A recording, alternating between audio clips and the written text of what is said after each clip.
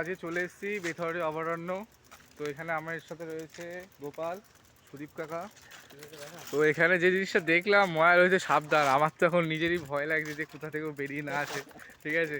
বিরাট ভয় লাগছে যদি বাই চান্স সামনে দিয়ে চলে আসি কি হবে।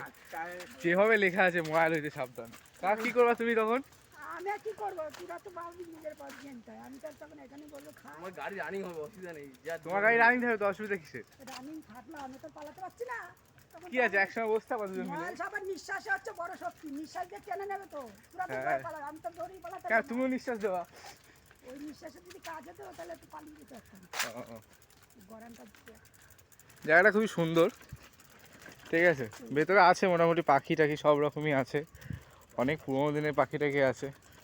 তো এখানে কিছু এখানে পাখি দাঁড়িয়ে আছে কিন্তু জ্যান্ত না, ঠিক আছে, স্ট্যাচু। ওই ঘড়িয়াল রয়েছে ওইদিকে, এই যে পাখি ছোট ভাই।